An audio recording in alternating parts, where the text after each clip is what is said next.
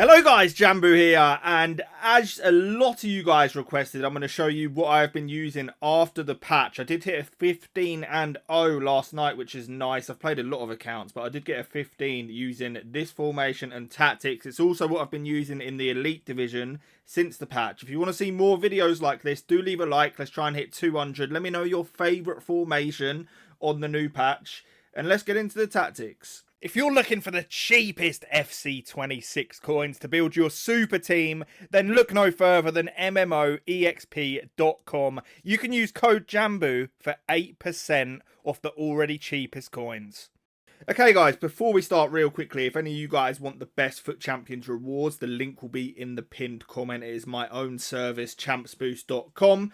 But let's get into this, and I want to explain why this is meta. Obviously, it's a 4-2-1-3, and I don't want to scar you guys, you know, from last year and stuff like that. It's played in a similar way. Obviously, on FC26 compared to 25, you know, you can play some nice football. There is actually some nice triangles. It's not just pure haramble.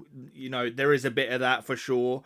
But is it as ratty as last year? I wouldn't actually say so. You know, there's a reason it's not been the go-to formation up until now. I really enjoy this, and I'm going to tell you guys why. So, obviously, defending has been made a little bit easier. People are soaking up pressure and hitting you on counter-attack. So, that's where the through balls do come in. What you're always going to get with this formation is a solid defence, because you have the two DMs sat in front of the back four. A cam on this game, I think, is so important. Even though, you know, at the pro level, you're seeing the 4-5-1 and things like that.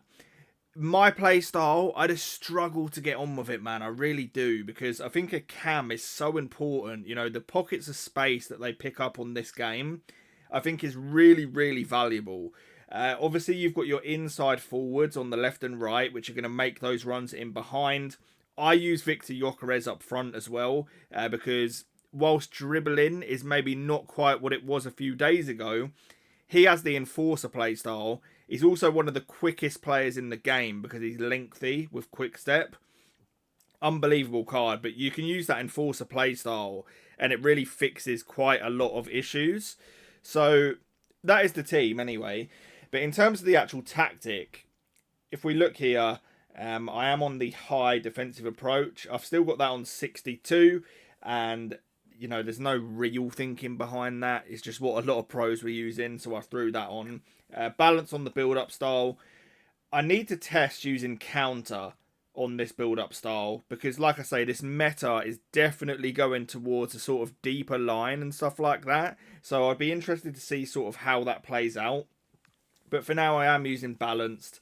And in terms of the player roles, we do have the two inside forwards on balanced. I've tried roaming, and I just don't quite like it as much as, you know, it was the absolute meta last year. It's still decent. I don't know why or exactly what it is, but I just find that I get better runs when using balanced. I have the advanced forward, non-negotiable in my opinion. I've tried all of the other striker roles and none of them come close to advanced forward. You just get the best runs in behind. The next best is probably poacher, but for a lone striker, especially with the meta of this game being through balls in behind, I do think the advanced forward is important. Previously, I was using Shadow Striker, and the reason it was brilliant is because your cam got into like pockets of space, trying to get in behind, and you could use the R1 dribbling to really sort of, you know, just shift one way and take a shot. The R1 dribbling is dead and buried. I find it far more beneficial now to just have a playmaker that sits there ready to just fire through balls in behind. Even with someone like Messi, who's an insane dribbler, you just can't do the same thing anymore where you pick up the ball, little sprint boosts, and it's not the same, you know, now that the R1 dribbling has been nerfed into the ground. So normal playmaker, the idea is they just pick up the ball, you trigger runs on your left, right winger and striker, and you play those through balls in behind. We have two deep line playmakers on build-up, so they're going to be sort of like box-to-box midfielders. They're going to join the attack when you're attacking, and they're going to get back into the DM position when you're defending. Without doubt, fullbacks on defend. It was already, for me, like a non-negotiable. But now, with how people are playing, hitting on counter-attacks, it is an absolute must, in my opinion at least. Fullbacks on defend, and then 2 defenders and a goalkeeper. But guys, if you have any questions about the setup, do let me know. Let me know how you get on with these as well. But appreciate you watching.